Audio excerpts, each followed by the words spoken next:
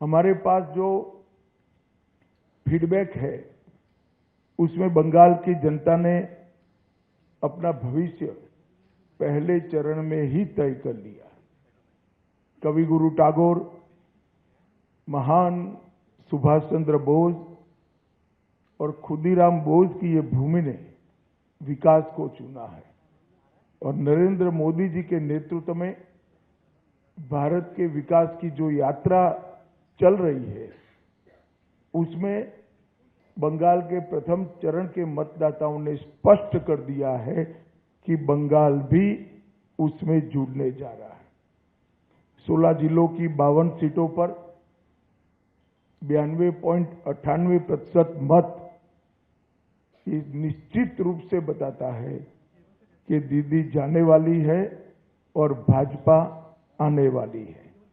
भय जाने वाला है और भरोसा आने वाला है।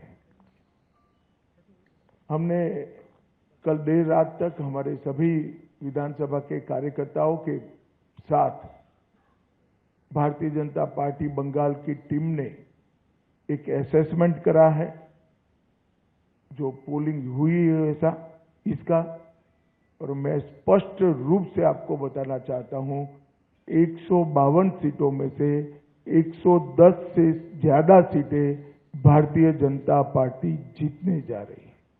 इसका मतलब है कि दूसरे चुनाव चरण को मिलाकर हम प्रचंड बहुमत के साथ बंगाल में शुद्ध रूप से भारतीय जनता पार्टी की सरकार बनाने वाले हैं। मित्रों, एक बंगाल की मुख्यमंत्री जी अफवाह फैला रही हैं कि बंगाल में अगर भाजपा का शासन आया तो बाहरी लोग शासन करेंगे।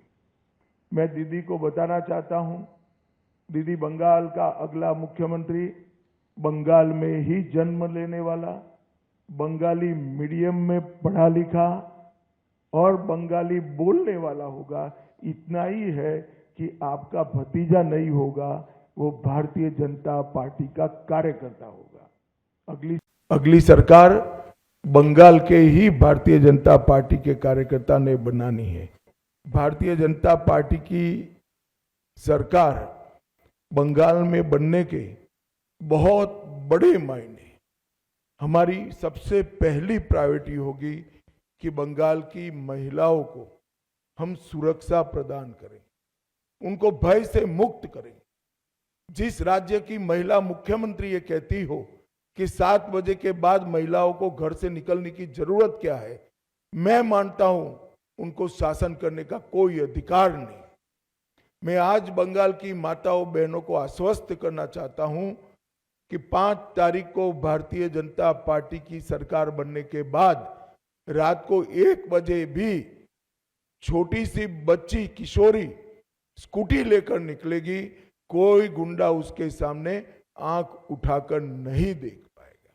और ये प्रतीकात्मक रूप से हमने आरजी कर की पीड़िता की माताजी को और संदेश खाली की पीड़िता को भी हमने प्रत्याशी बनाया।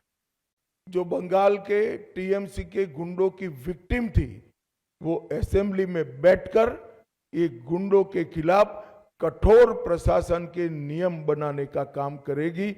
मुझे लगता है बहुत बड़ा परिवर्तन आने वाले दिनों में होने वाला है। और दीदी को महिला आरक्षण का विरोध करने का जवाब भी इस चुनाव में बंगाल की मातृशक्ति देगी, इसका मुझे पूरा विश्वास है। भारतीय जनता पार्टी की सरकार बनने के बाद व्यापारियों से कोई भतीजा टैक्स, भाईपो टैक्स नहीं लिया जाएगा। सिंडिकेट को हम समाप्त कर देंगे। जो प्रशासन का राजनीतिकरण हुआ है और राजनीति का क्रिमिनलाइजेशन हुआ है, वो एक प्रकार से नासूर बना हुआ है, उसको भी हम बंगाल की जनता को ये नासूर से मुक्त कराएंगे। बंगाल के अंदर आधुनिक खेती के लिए कोई संगठित प्रयास विगत 50 साल से नहीं हुआ है।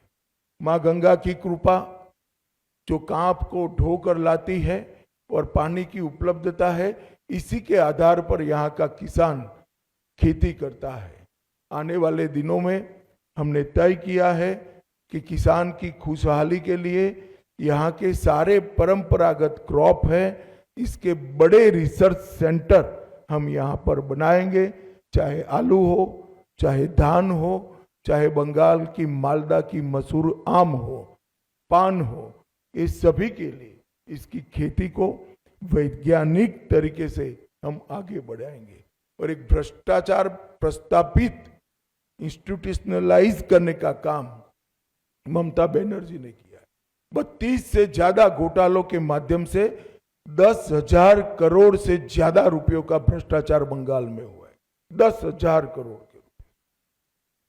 हमारी सरकार भ्रष्टाचार मुक्त पारदर्शी शासन तो देगी ही देगी, मगर जिन्होंने भ्रष्टाचार किया है इनके खिलाफ एक श्वेत व्हाइट पेपर जारी कर सारे भ्रष्टाचार के आरोपों की सुप्रीम कोर्ट के रिटायर्ड जज से जांच कराकर भ्रष्टाचारियों को कड़ी से कड़ी सजा दिलाने का काम करेंगे, जिससे आने वाले अनेक सालों तक यहां पर कोई भ्रष्टाचार की करने की हिम्मत न